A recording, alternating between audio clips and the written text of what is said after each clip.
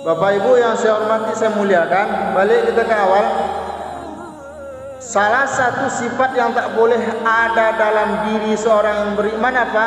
Putus asa dari rahmat Allah Ta'ala. La tayasu min rauhillah. Jangan pernah putus asa dari rahmat Allah. Tak boleh. Nabi katakan, al-fajirur raji rahmatallahi ta'ala aqrabu ilallah. Orang yang masih suka berbuat dosa. Kita ini masih suka buat dosa tidak? Bu. Oh bu.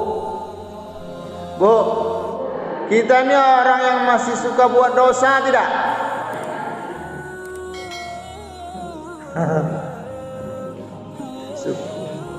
Syukurlah sadar ya.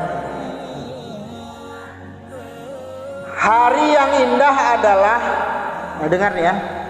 Hari yang indah adalah hari di mana kita dibangunkan Allah, bangun jam 3, bangun jam 4, bangun jam 5. Mulai dari bangun itu sampai tidur kembali pada malam hari, setitik dosa pun tak kita lakukan, maka itulah hari yang paling indah dalam hidup kita.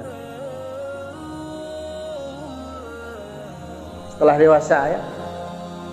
Ada enggak hari itu kita lalui dalam hidup kita setelah kita akil balik? Dan enggak kira-kira? Dan hari yang paling buruk adalah hari di mana kita dibangunkan sampai nanti tidur lagi, satu titik kebaikan tidak ada kita lakukan, maka itulah hari yang paling buruk. Umur sudah habis satu hari dan tak bisa berulang lagi. Saya balik hadis nih ya, balik ke awal. Kata Nabi, seorang pendosa yang masih suka melakukan kejahatan, tapi dia masih mengharap rahmat Allah, aqrabu ilallah, kata Nabi, dia lebih dekat kepada Allah minal abidil muqnit, daripada ahli ibadah tapi mudah berputus asa.